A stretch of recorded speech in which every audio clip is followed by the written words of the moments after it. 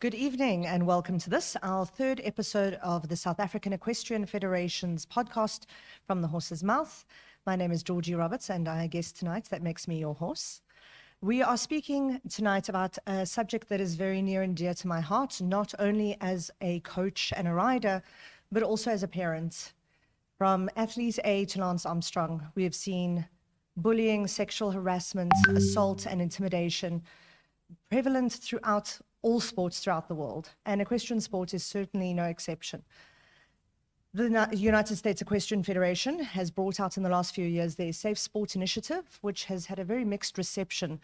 But as The Guardian, which is the anonymous reporting platform we are speaking to tonight, as they so rightfully say, this is really about preserving the integrity of not only the sport, but of our athletes. So tonight, I'm very pleased to be speaking to Marc Hardwick, the Managing Director of The Guardian. Marc, thank you for joining us. Thanks, Georgie. Great to have you here. So, Marc, I think we obviously haven't spoken before. I think it would be great to just begin a little bit by discussing what defines perhaps safeguarding and its purpose in sport. And I see you guys also look after schools and businesses as well. Yeah, we do. So I think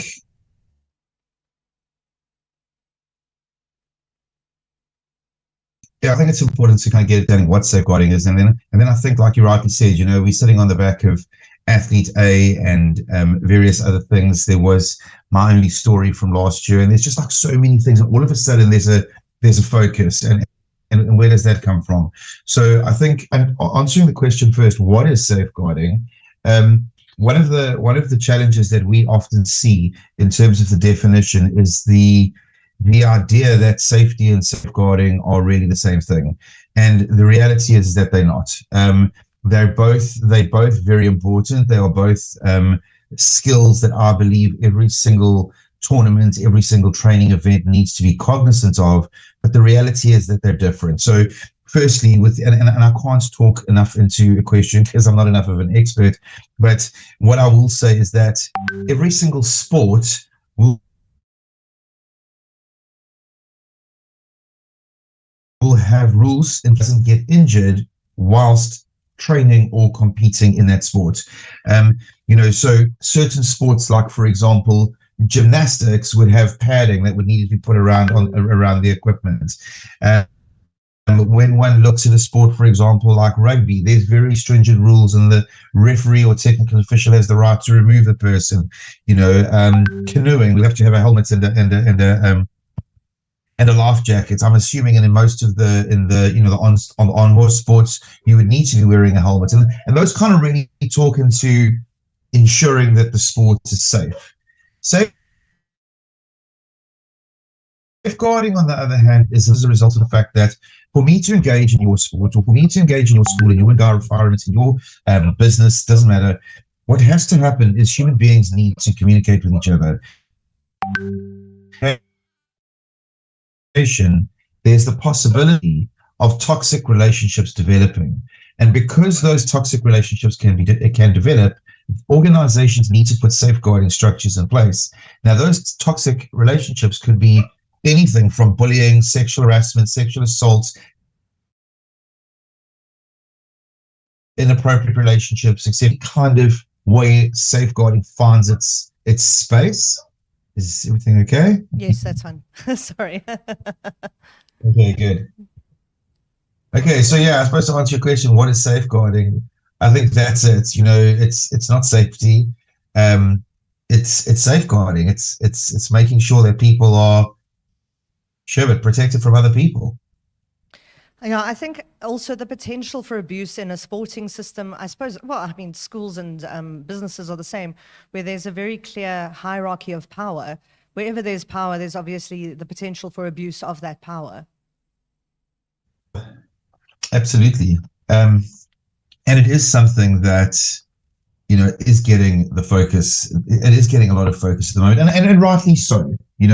I think that for far too long, there's been a time where behavior has kind of been,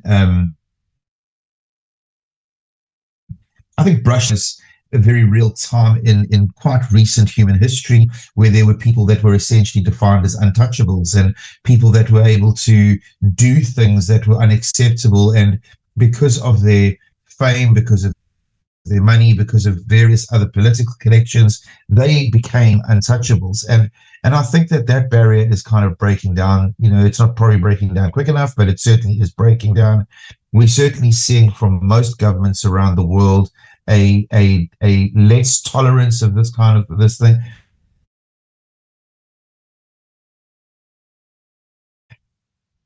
Certainly in your first world cases. I'm not saying that there is a tolerance level in South Africa by any stretch of the imagination, but all I'm saying is that this is a relatively new concept. And so there are places where we're still getting it wrong. But I think that we are significantly further down the road than we were. Marc, so I think the next step, and I know this sounds like quite an obvious one, but I think, could you help us speak towards what is the definition of harassment, bullying, sexual impropriety? I do think that sometimes it goes under the mask of a joke. And I really liked one of the pushes that we did for this podcast, where it said it's never a joke, it's never funny. Certain things aren't funny. And I think a lot of the time, the more vulnerable parties are often told that, they can't take a joke, they're being too serious. And I think that also really blurs the line, especially for a lot of younger, more vulnerable parties, to voice these concerns or ask the correct questions. Yeah, so I think that for me, using the idea that it's a joke is a defense. And to me, if what you're doing needs defending, then I think we need to be questioning the integrity of what you're doing right out of the starting gate. For me, very often when you turn it around, because those defenses, and certainly with regard to some of the things you're talking about, like sexual harassment and those kinds of things, very often one finds that obviously being male over female, that's not to say it always happens in that direction, but I think, Sure. You tend to see,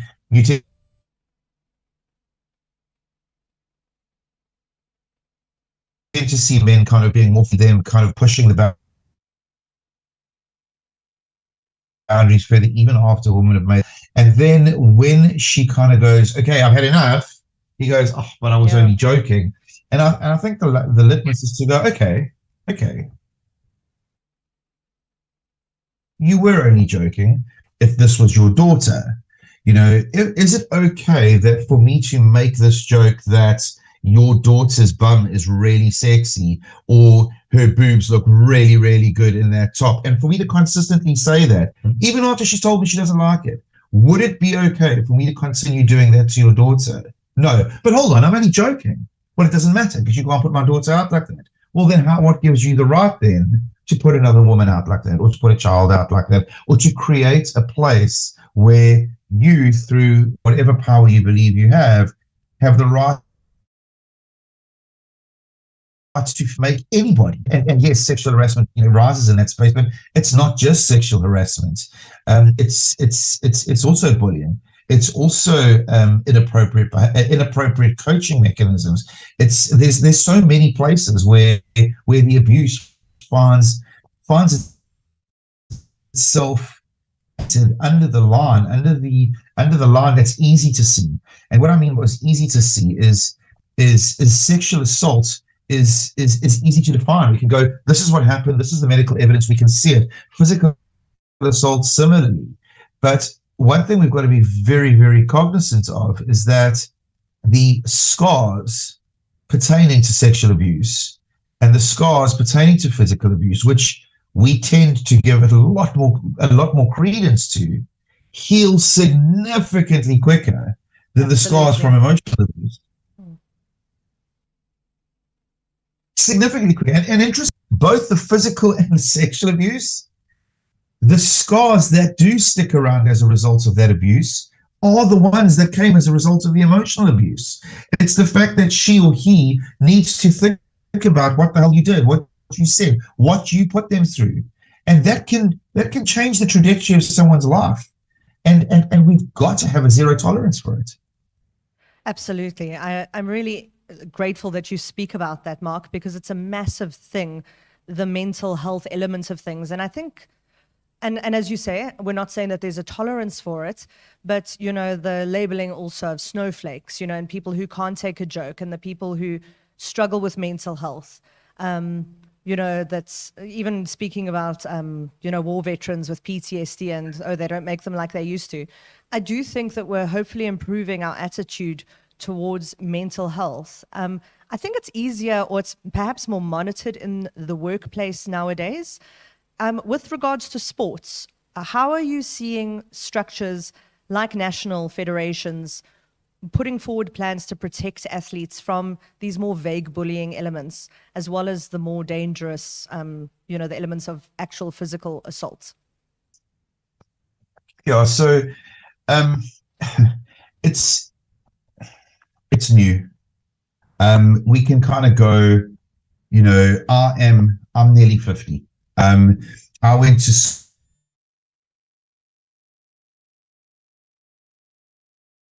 school very different. So things have changed, and one can argue, yeah, Marc, but our day we were a bit more resilient. We were a little tougher. Yeah, but were we really? Well, I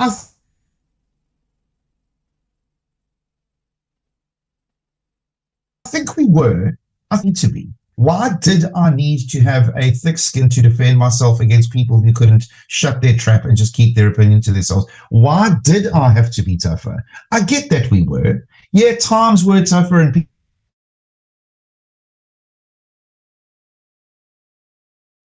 people just were a little bit more, oh, the kid's not going to grow up to be tough. The kid's not going to, okay. So yeah. If we have someone who cannot, who doesn't like being told they're fat and ugly and stupid and da da da, if we have a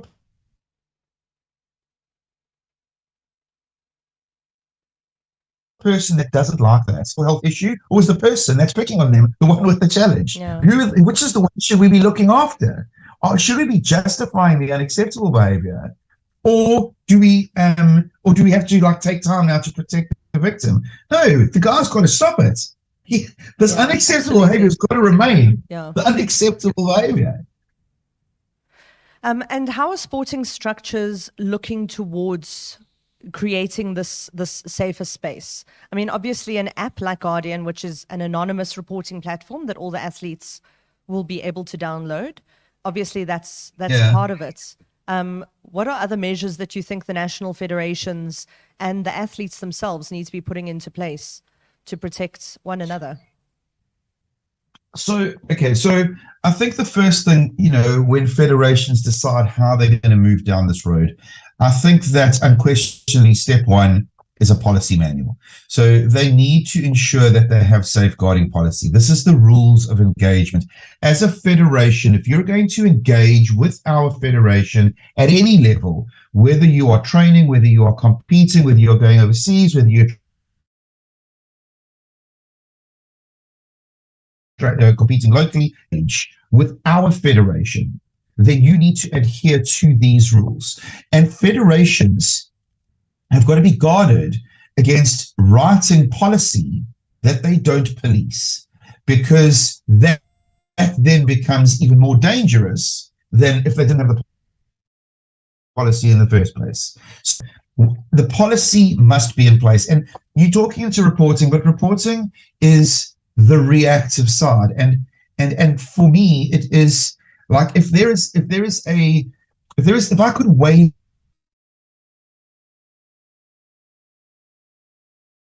a wand and be to not remove the questions like how do we handle reporting, but to realize the question of how do we prevent reporting needed to happen in the That's great. first place. This thing is, and for me, I think this is a very valuable piece of information, and almost it seems like academic, and it seems kind of, you know, almost this trivia type of information.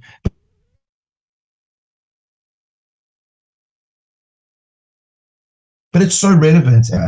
We have arguably one of the best constitutions in the world, without a question.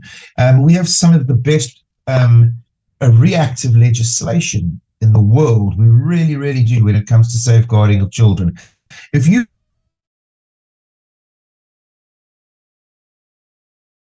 rape a child in South Africa, we have legislation. When it comes to the proactive stuff, we're in the bush. We don't have any proactive legislation. Now, the problem that has happened now, when I say the problem, what has happened is the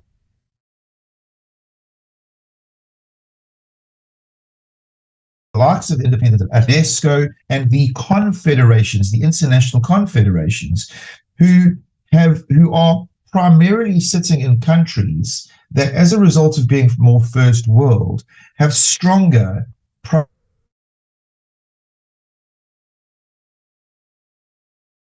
proactive legislation. These proactive standards, SASCOC, you're not going to be able to send your South African team to compete on our Olympic stage or our international stage.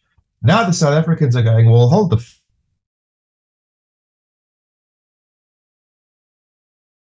phone. Let us adhere to, we're filling the gap we're filling the failure of proactive legislation with policy. So what the federations are doing and what the federations are saying is, listen, guys, South Africans,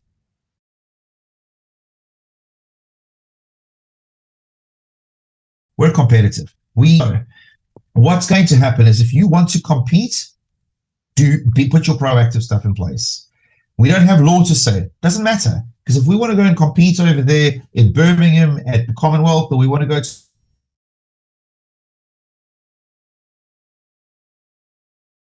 Tokyo to the Olympics, SASCOC are driving the policy. The policies are proactive. Now we're causing the federations to behave in a way that mitigates, as far as possible, these things from happening.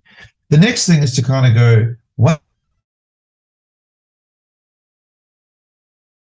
the policy is in place, and stick it on the top shelf of some secretary's office, we need to get people, designated safeguarding officers. They need to be appointed and trained at every single club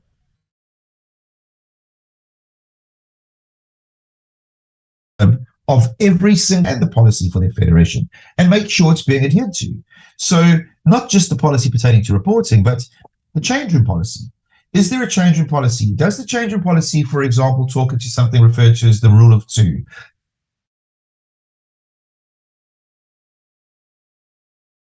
The rule of two says that the change room, if there are children in that change room, if there are kids in there, you take an adult with you. And that rule of two applies to the online world as well.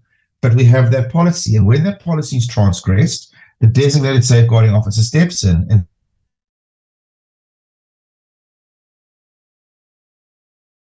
and says, hey, Mark, or hey, your own, or don't go into the change room with your cell phone, or whatever, you know. So these policies are in place. We've now got the people policing them. And then we get to your question. A long way of getting there.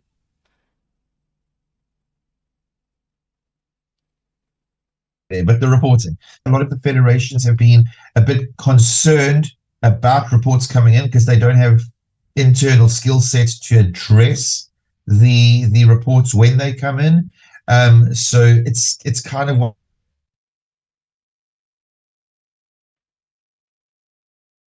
one of those, let us problem because we're not quite sure how we can deal with it.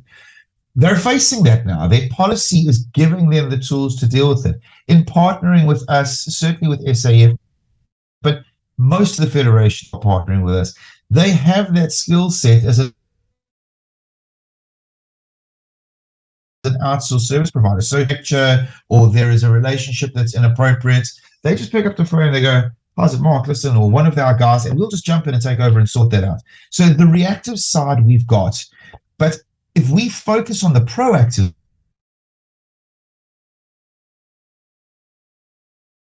side, preventing them from offending in the first place, that's gold. So I think one of the things that SAEF is looking to bring in is that all registered coaches will have to do a safeguarding course. And that, of Yep. course, is part of this. And then you've also spoken about policy and how essential policy is.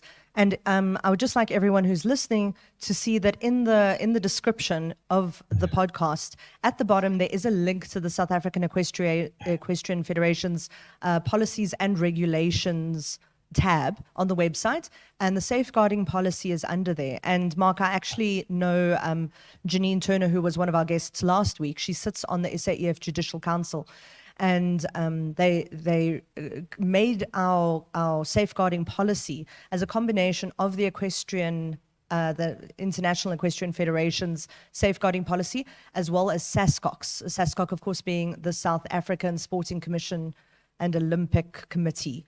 And they have quite a comprehensive, as you say, we have an excellent constitution. We really are about protecting the vulnerable. So SASCOC's constitution, safeguarding policy, I believe was about 17 pages long, whereas the FEI's was only about 3. So the SAEF safeguarding policy documents is actually quite a comprehensive one. And those documents are, of course, available for everyone to read and to provide some feedback. But Marc, you did speak about safeguarding officers. Can we discuss a little bit, what is a safeguarding officer?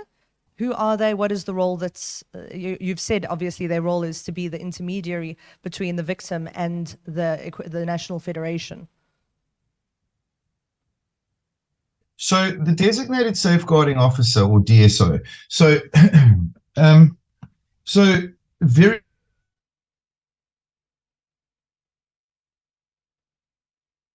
quickly, called the Kazan Action Plan, and I'm not with that right now. 116 countries signed into it. South Africa was a signatory. The 3 takeaways from the Kazan Action Plan is every sporting federation must have a policy.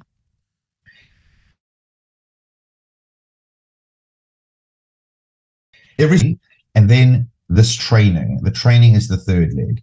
Now, the training needs to be done on 2 levels. The first is an SAC, or Safeguarding Awareness Certificate. It is literally just the basics of safeguarding, just so you can understand what, and every single coach, every mentor, every physio, every doctor, every person engaged in the federation must do this SAC. It is a 2-hour course. It's got a little multiple choice at the end, and then it's done and dusted, and you don't have to look at it again for a year. And that is your SAC. Your DS, so designated safeguarding officer. If I can try and explain it in more layman terms, like, for example, the Road Traffic Act, your policy would be the Road Traffic Act. The SAC would be the driver's license that everyone's got to have. And the DSO would kind of be the policeman, the person that's responsible for policing that legislation or policing that policy in this environment. So that designated safeguarding officer at each of the clubs, they are going to go through, I'm not quite sure if you guys are doing it over a 2-day course or if it's over a 3-evening course. We do offer both, but I know that you are going to be doing that. And those DSOs, when appointing the DSO for your club, I always say the most important thing is to make sure that the person you choose is not conflict adverse. The person needs to be able to call people out if they're doing something incorrect. Their responsibility is, number 1, to safeguard the athletes, coaches, spectators, and anybody engaging with that club. Number 2, to make sure that the club itself is not at risk from reputation, etc. And then finally, to ensure the federation is safe from things like reputational damage, etc., etc., etc. So they really are the go-between of the federation and the athletes. They are where the tacky hits the tar. They are the people that go. It's all, like I said, it's all because they're ensuring, or at least the policy. If there's no one in there ensuring the policy being adhered to, we might as well have the policy in the first place. And so that's the role of the designated safeguarding officer. And Marc, who can be a safeguarding officer? So literally anybody. Okay. Like I say, it can be. It must be someone who's not conflict adverse. And in my experience, I tend to find that people that are a little more mature, part of the club for 30, 40 years, some 25-year-old telling them that they can't do this and can't do that doesn't really go down that well. So tend to have somebody that is a little older does work better. That's not to say that, you can't have a 25-year-old and they can't do the job. Should it be a counselor or someone with that kind of... Just rule of necessary. Should it be a... So your brain's jumping into the reactive. The reactive isn't something that we need to... It's a proactive role. It's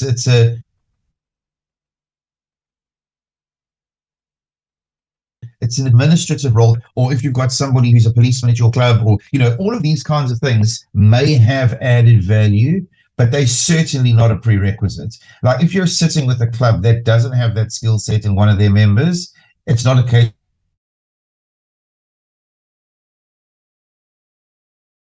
of going, well, now we can't have it. It has to be the proactive.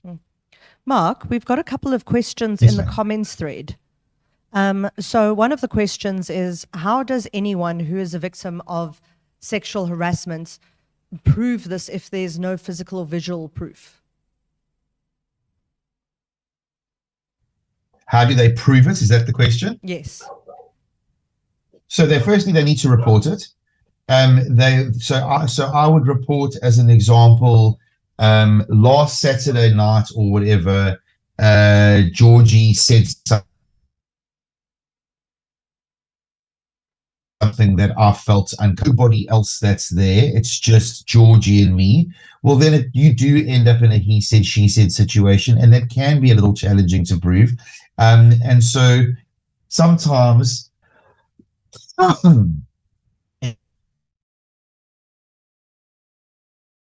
it can't be done, but it will do whatever they want. Certainly in a sexual harassment space, it's probably doing and saying that with other people.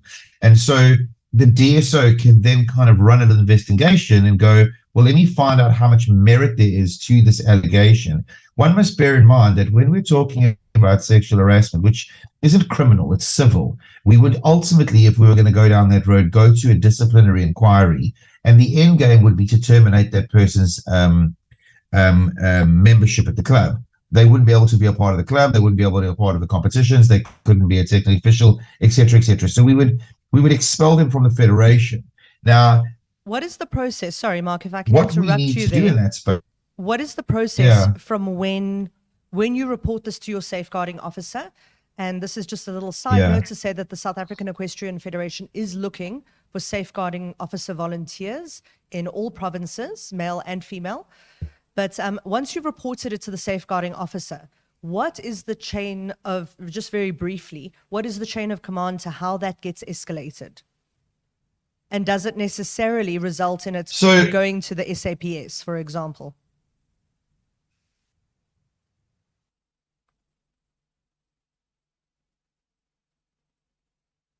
Okay, so harassment is so big. So as an example, I could say to you, Georgie, as an example, I could say, Georgie, I think you've got very pretty eyes. You may take offense to that and I would never take offense to that, Marc. Flattery will get you. I'm joking. Wrong podcast. Well, Marc is sick. But the reality is you may or may not.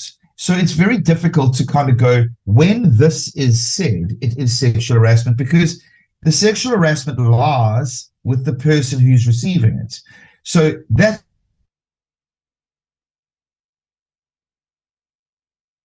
one level of sexual harassment. Behind you, and I put my hand under your top and I grabbed your boobs. Well, that's also sexual harassment. One could even push that as far as possibly sexual assault.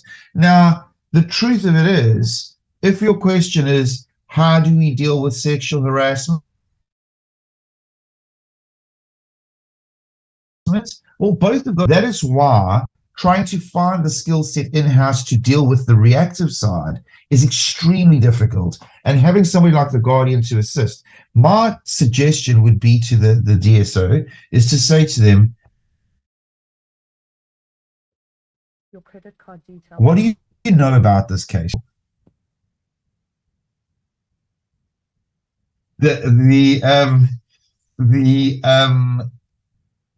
Sorry, you made me lose my train of thought.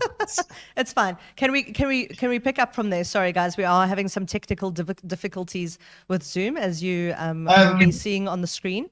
But to move on from that, one of the next questions, Marc, which I think is a very valid thing, is should someone report abuse, what procedures are in place to protect them from their abusers and from facing a backlash after making a report?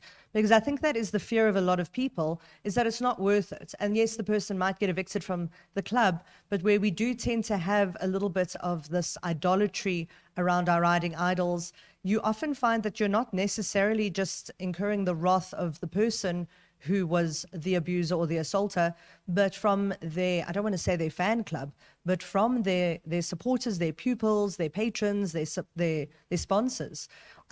How do we offer to protect victims from that? I mean, that's a really tricky thing, and one only needs to look at what happened with the woman who reported Harvey Weinstein, for example, and how they were pulled through the ringer to realize what an ominous threat this is for so many.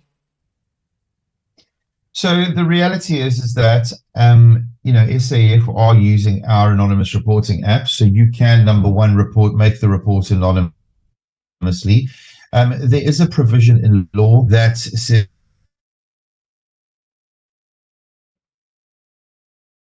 that if somebody does in their evidence and their statement and their witnesses to prove your side of the story. However, there are provisions that we can make if you came to me as Georgie and said, listen, Marc, this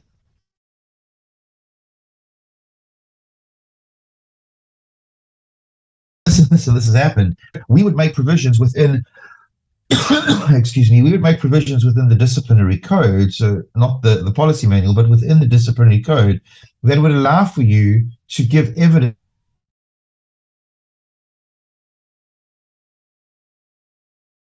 through, no one gets to see you. You can give evidence. You give evidence through another person. There's a lot of ways for us to deal with this. One must bear in mind that South Africa has a Protected Disclosures Act. There is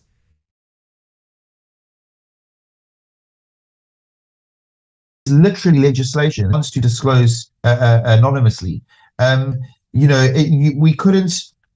We couldn't, unfortunately, kind of completely go down the road of criminal prosecution, but we certainly could address many of the civil things.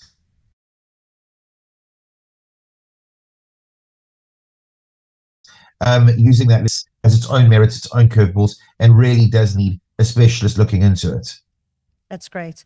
Marc, there's another two questions here. It's a two-part question. The first is there a period in which a complaint has to be lodged?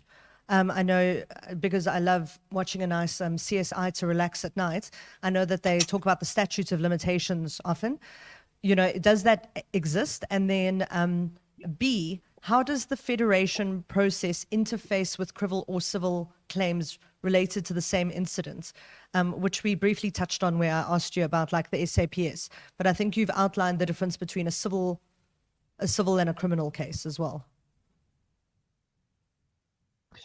Sorry, so I lost you there on the second question. The first question is how long have you got to report? Yes. What was the second one, sorry? The second one is how does the federation basically integrate with criminal or civil claims related to the same incident? But I think I can even say there that the federation is obviously not a judicial body, so but please help us out. But there is a little caveat there. So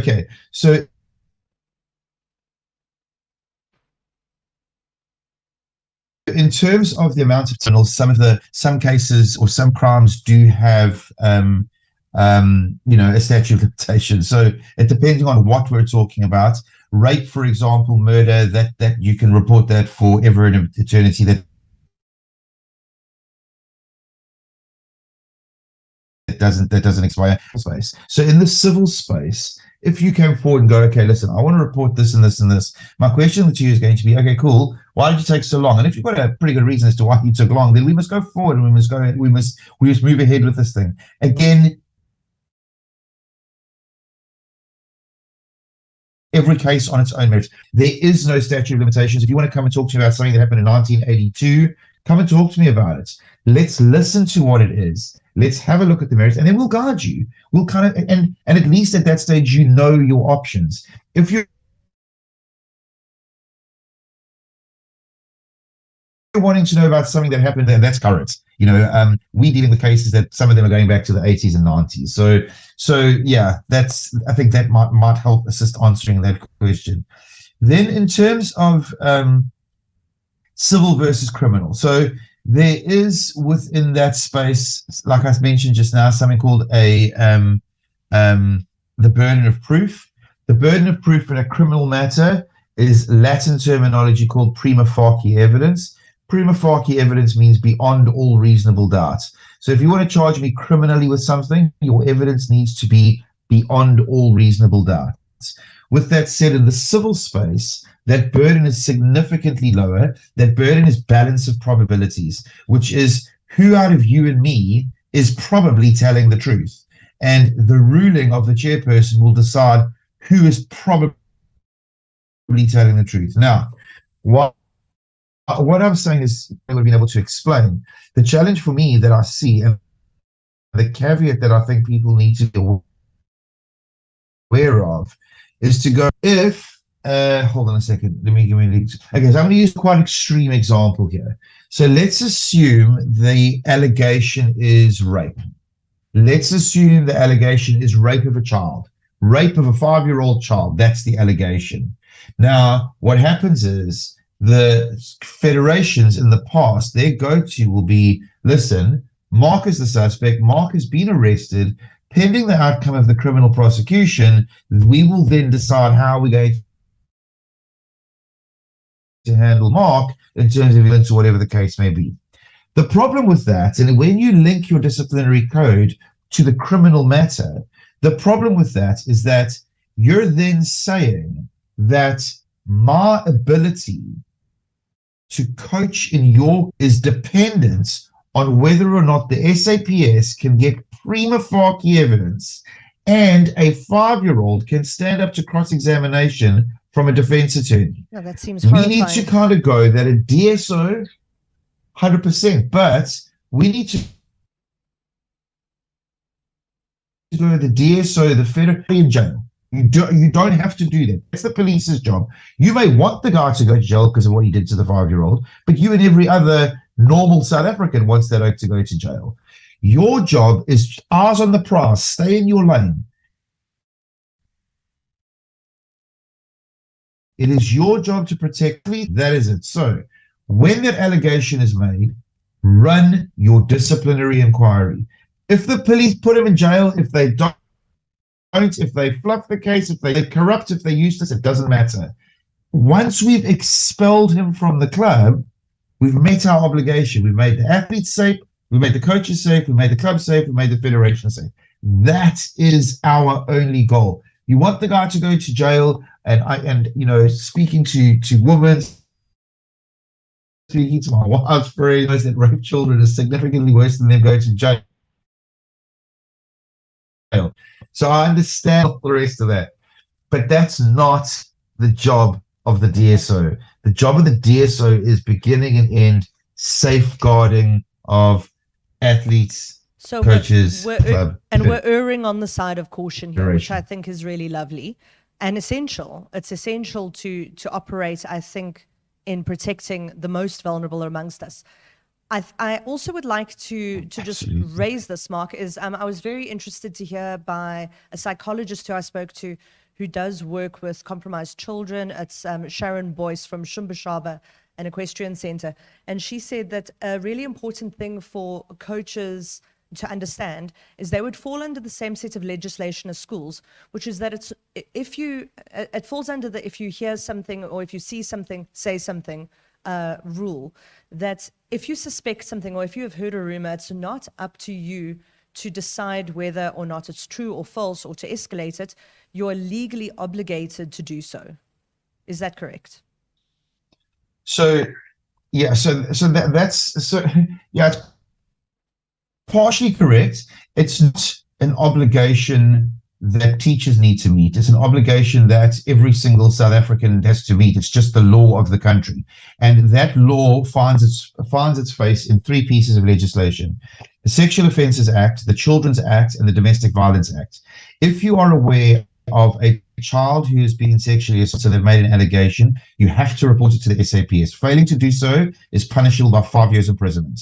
The Children's Act says that if you are aware of a child at risk and you fail to report it, again, 5 years imprisonment. And if you are aware of a child going home to a partial en masse scenario or any level of domestic violence and you don't report it, again, 5 years imprisonment. So all three of those legislations, and that's got nothing to do with teachers. That's kind of like the Road Traffic Act. We've all got to drive at 60. This is just, if you're in South Africa, that's the law. If you're aware of it, you've got to report it, done and dusted. There is no kind of that applies to specific people. So, Marc, for example, if I'm at a show and I overhear something happening to another competitor, could I, once the Guardian app is obviously up and running for SAEF, could I go onto that to anonymously report on behalf of the other party? Not even could. You should. Okay, great. 100%. There was another question here. No, there was not. I would just like to point out that we have had a very generous offer of sponsorship, I suppose, from Lara Elwood from Farnham Riding School and Equestrian Centre. Lara, this is actually a really wonderful gesture, and I would like to thank you. It makes me a bit choked up. Lara would like to offer 10 free counselling sessions to anybody listening who might need a session. And we'll speak now, Marc, about the role that this plays in recovery, I think. But Lara has given me permission to share her cell phone number here. If you would like a counselling session, please reach out to Lara at 076 149 5830. There is another question, Marc, and we can come back to counselling. The first is, how do we ensure that registered sexual offenders do not become coaches? And again, I was a little bit interested to see, as far as I could see from what I was looking up online, there isn't necessarily a sexual offenders registry that's easily accessible by the public in South Africa. So like in the States, I know that it's pretty easy to find, or is there? Oh, okay. So it's not like in the States. Unfortunately, and I may upset people when I say this, but the reality is I don't know that South Africa has the collective EQ strong enough for us to just point out where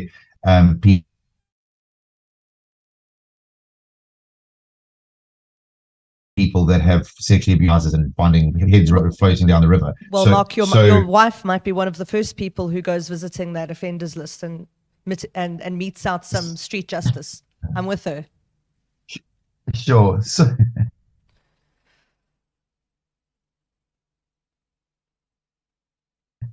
and South Africa also has a child protection register.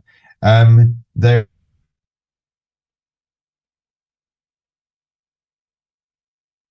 are different registers, offenders register. It could be on the sex offenders register, not on the child protection register, and it could be on any one of those registers, and you don't have a criminal record. So it's not okay to kind of check one and not check the others. The legislation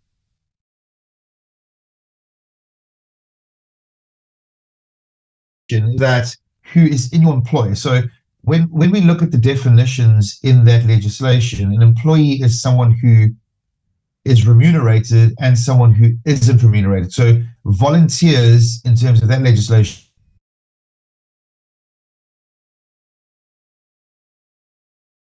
would be termed, excuse me, I would then be defined as an employee, because you have to use the club where the club is. I've got to use the club during the opening and closing times. There is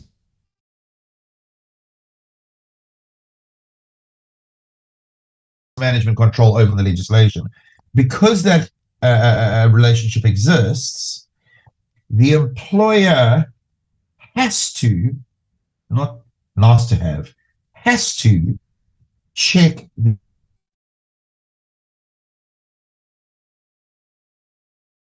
the employee against the sex offenders register. Failing to check against the sex offenders register is punishment for the employer of potentially 7 years imprisonment, and failing to check against the child protection register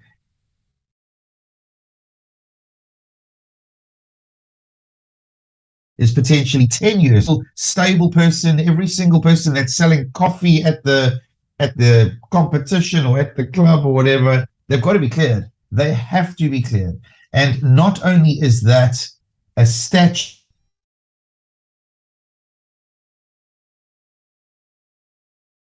which we spoke about just now.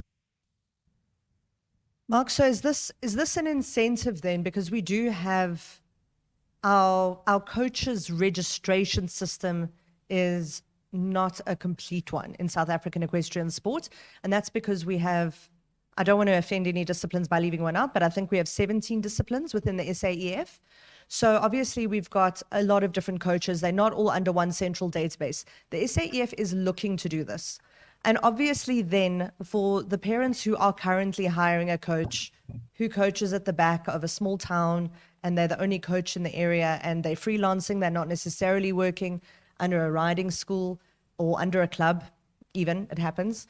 The incentive is then is the incentive for the parents now to go onto the SAEF's website when the coaches are listed and to choose one of those coaches, because then they are then under the umbrella of comfort that their coach is a safe coach? Yeah. Okay. Yeah. So when we look at what we refer to as individual sports, the challenges are a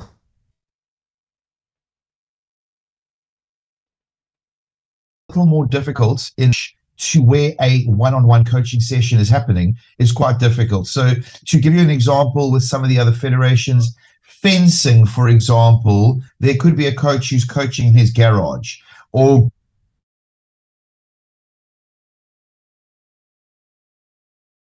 golf, there could be somebody and he's a coach. So yes, exactly what you're saying is how that has to play when you've got individual sports. So the federation needs to have a coaching policy. The coaching policy needs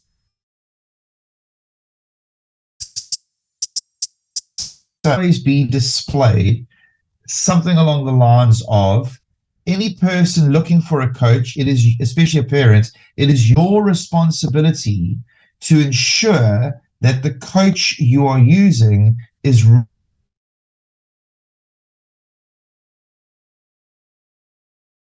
recognized, to check this or whatever. And yes, it would take you to the website of the federation, and they 100% should be listed there, because it's, when we look at the risk, so we talk about these risks to the federation. There are, for example, your sport, this equestrian sport, is just so far removed from any space in my reality. So it's far removed from the reality of most normal people. Me or anybody in my family engages with.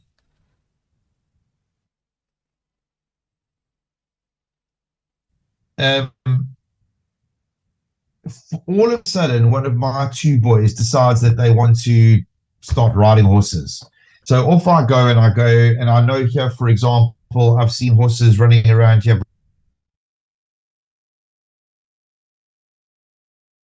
by Kings Park. Yeah, that's the only place I would go. And I think so. I would take a drive down there and I'd say, listen, my oaks want to learn about horses. They checked it on TV. They think it's can we give it a whirl? I know nothing about it. It is reasonable for me to believe that and that my children are not at risk. That is a reasonable expectation for me. Now, 2 months down the line, one of these oaks sexually assaults one of my children. I have a civil claim, because if he had a previous conviction and was never checked, you're going to go, oh, hold on a second, we didn't even know he was coaching your kids. He's down there in nowhere coaching your kids. How the hell were we supposed to know that? Absolutely. Well, were my kids able to responsibility to know who that damn coach was? You had a responsibility to make sure my kids were safe.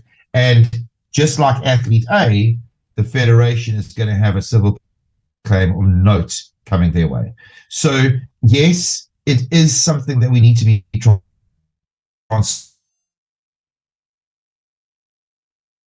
transparent previous conviction, rather hang up your boots or your bridle or your stirrups or shiver. I don't know what I'm now so that is. impressed, But Mark. That's kind quite of a lot just, of horse terminology there. Well done. yeah, Mark, there's another question here, and I think this is quite... I've watched a couple of West. Don't lie, Mark. I know you've read Jilly Cooper. I can see here there's another question from someone, and I think this is a really great question. At what point does someone stand up to their bully? You know, at what point, and this is a really interesting, because it is that line that you were speaking about earlier on. Where is it a joke that's just gone one step too far? And I have a 5-year-old at home who makes terrible jokes at my expense, and I've tried to explain to her that it's only a joke if 2 people are laughing. But I think it's that really tricky gray area of where do you call somebody out? And obviously, unfortunately, the first place to call people out, I would imagine, is in person and in the moment, which is really hard with the power structures I think that we have. So when we do training at schools and when we do training at various institutions around bullying, and we run some very effective bullying programs in a lot of the schools around the country. And one of the things that we found to be very, very effective is the understanding that within the bullying space, there's almost a triad. There's almost 3 people. There's the bully, the bullied, and the onlooker. And your most powerful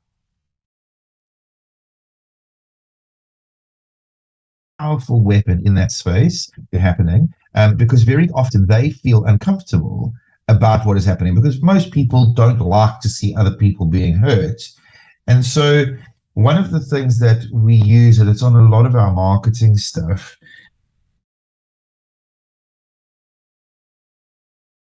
is a very well-known saying from position. And interestingly, Martin Luther King, Gandhi, and Nelson Mandela all said derivatives of this. And basically it goes, the only thing necessary for the success of evil is for good men to do nothing. Now, in that bullying space, if we can create a culture or an environment in our club, in our social networking groups, where that kind of behavior is not tolerated. And it's not that it's not tolerated by the person that's being bullied. It's not tolerated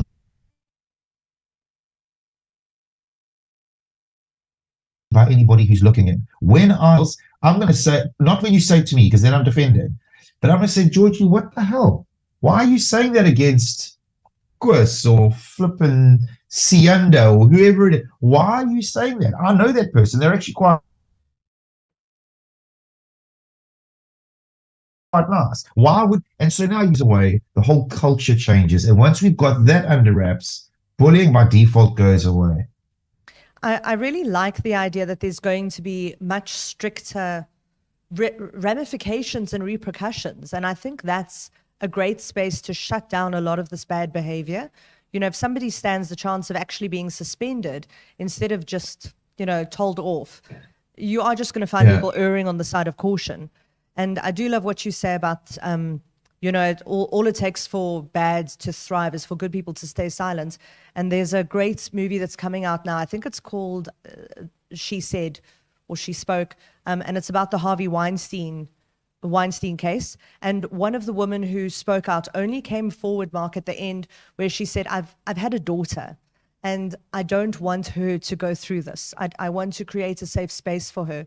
And I really would like that to maybe be the case, that if you feel someone's been inappropriate with you, but you were perhaps strong enough to speak out against it or put an end to it or kick them in the face, hopefully, to remember that there are other people around you who aren't like that. And if they've done it once, if they've been a bully once, if they've intimidated or harassed someone once, they've likely done it again. So I think speaking out and raising it is a really great space, in that you need to look at it as though you're protecting others, which is hopefully this whole healthy, holistic ecosystem that we're creating here. Absolutely. We've got to get to a point in our EQ where talking about this is okay. Talking about this is not the problem, because it's when it stays in the shadows, talking about it, we need to be saying, hey, Mark, don't talk to people like that. What do you mean? No, well, you heard those people, don't talk to people like that. That is not okay. Stop being rude. Okay, well, I'll stop. We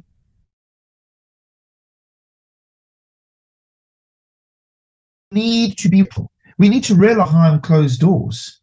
The victim is not the person that should be embarrassed. The victim is the person that is the one that needs the power. That we've got to give them the power, because until we give them the power, we leave the power in the hands of the wrong person. It's the reality. So there is power in speaking out, and what you tend to find is that once the person realizes the power in speaking out, it then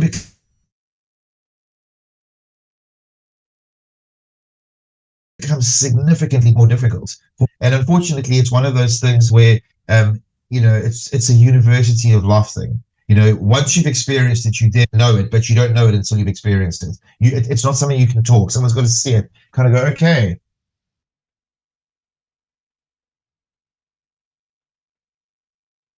I can call you out, and now you're going to stop. I actually really like that. I've got a friend who says she was speaking to us about something, and she said they said something mean, and it just wasn't kind. And I thought that was such a lovely thing for an adult to say. And my 5-year-old has adopted it. And it's really humbling to have your 5-year-old, like we joke, we're quite irreverent in my house. And we were joking about something. And my 5-year-old turned around and she said, "Oh, Mommy, that's not kind." And it's awful. And as you say, it really turns the tables if we can create that kind of dialogue. And I really wish that she's got a good 30 years on me. I think that was a really great skill to see. Marc, with the Guardian app, so what are the next steps? Like, I'm talking about like meat and potatoes. Do people go and download the app now? And then once the SAEF has this properly up and running, I assume there's a registration code that we use? So basically, I think that you guys are set up. I'm just double checking right now while I'm talking to you. But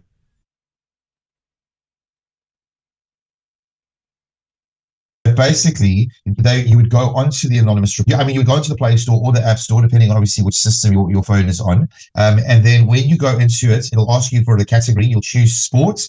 And then let me just see here. No, let's see if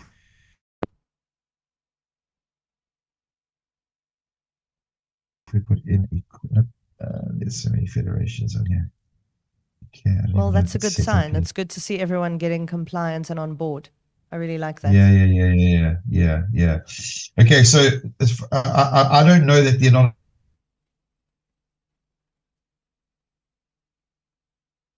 anonymous reporting app is available yet, but just to kind of give it a bit of context. So basically, they would download the anonymous reporting app. I don't know if you can see my phone.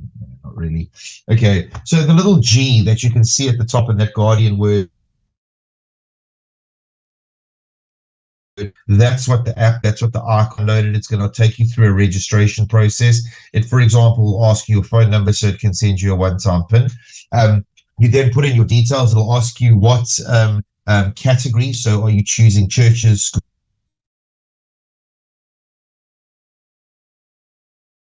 schools, sports, and basically then you're up and loaded. You're ready to rock and roll. And then it gives you you then need to, every time you use it, you log in. When you log in, you can send an anonymous report. That anonymous report would go to the national DSO once that person is, and you can attach evidence to your report. Evidence may be a picture, maybe a video, maybe a voice note, maybe a document, whatever the case may be. That information will then go to the national DSO, who will then kind of work through the report. They have the ability to come back to you. If you posted, "I'm being bullied," they'd be able to come back to you and go, "Okay, I don't know who you are," because it's anonymous, but I can't help you because all you're telling me is you're being bullied. So can you tell me who is bullying you, or when you're being bullied, or or where you're being bullied, or that communication, so that the person investigating can get as much information as possible, and so that they can put the right mechanism in place to prevent it going forward. It then also has a push notification feature, so we can kind of push information through the app to a feature. So if, God forbid, you were in a change room, something went wrong, the coach walks into the change room while you're changing, you're feeling uncomfortable, or whatever the case may be, you can push the panic button on the app. And when you push the panic button on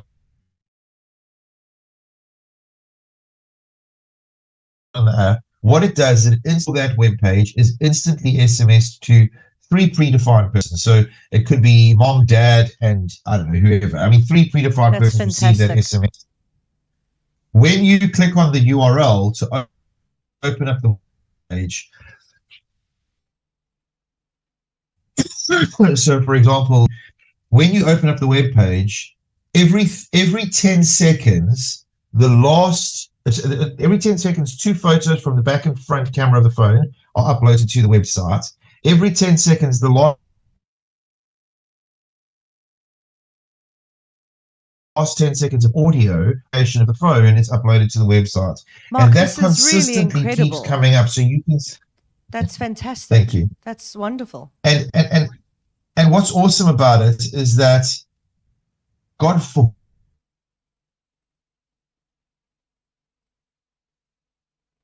what you're going through is something that all of that evidence is available to be used either in a disciplinary inquiry or to be used in a criminal matter down the line. It can be used as evidence in court.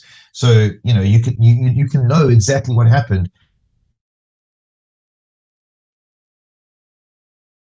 Plus, even for university in Pretoria, if he hits the panic button, I can just forward that SMS to first responders who are on their way to him, and they can access that web page with all that information, so that when they get to him, they know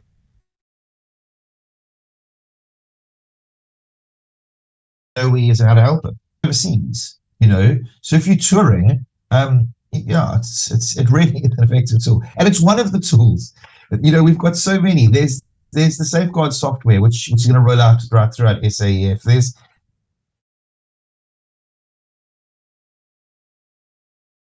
There's so many other tools.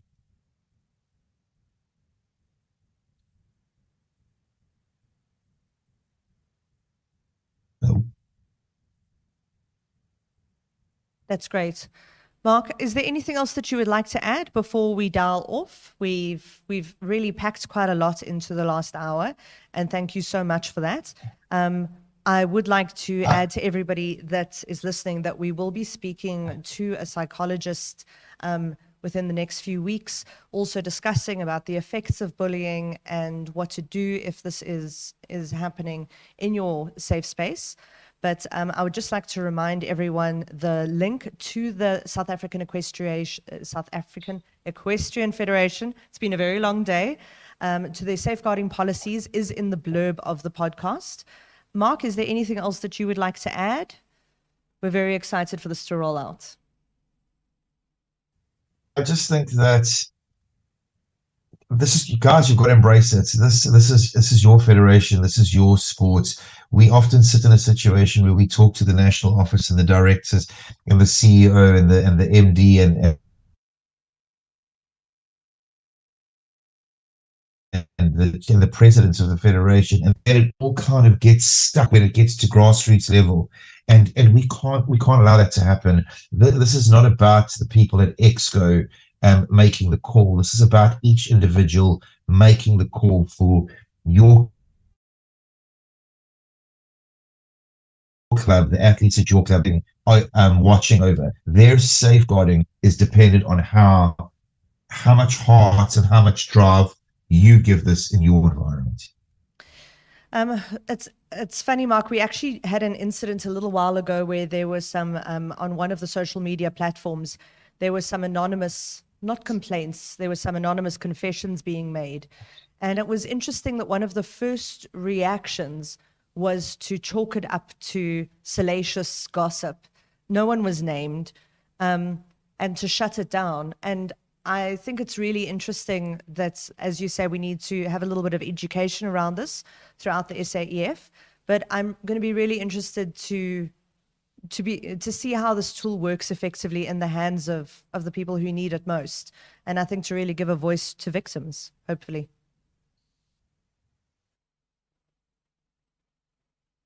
Are you one of the DSOs that?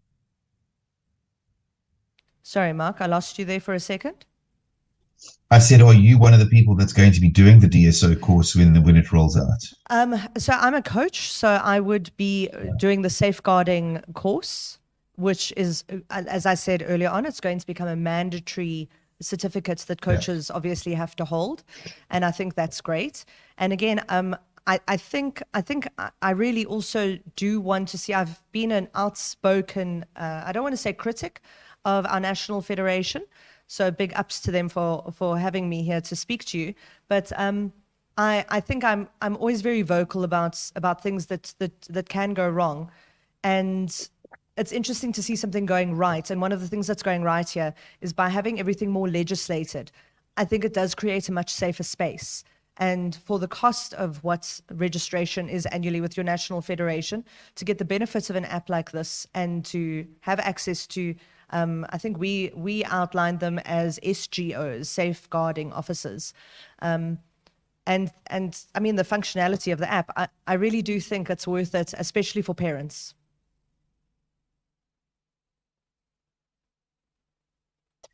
Good. Yeah, it is. You can't put a price on it. Great. Marc, thank you for joining us tonight. That is You're very Marc, welcome. who is the managing director of theguardian.co.za. If you're interested in finding out more about the app or downloading it, please go ahead and have a look at that link. This is a reminder as well. The link is posted in the blurb under the podcast to the SAEF's safeguarding policies. And this is another final thank you to Lara Elwood. She has sponsored 10 counseling sessions for anyone who may need it. If you have experienced sexual harassment, assault, bullying, and intimidation, please reach out to her. She is, and this is another great thing, she is actually the resident counselor and mental health coach at Farnham Equestrian Centre and Riding School. And I really hope to see more riding schools following suit with something like this. I think it's a great initiative to have someone on site to speak to the kids. Lara's phone number, which I do have permission to share, is, trying to find it quickly here. It is sorry. And now, of course, everything's just opened up and gone all over the place. It is 072-076-149-5830.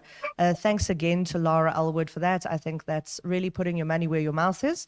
And if anyone is interested in becoming an SGO or a DSO, as Marc called them, please reach out to the South African Equestrian Federation Secretary General. That's Charlene. Her email address is saefsg@saef.org.za. And I would like to thank everyone for listening in tonight. I know that this was a very sensitive subject. We had some really poignant comments in the section.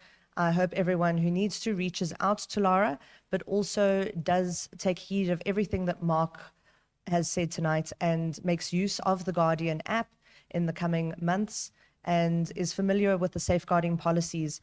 And as the Guardian said, to preserve the integrity of not only the sport, but of the athletes.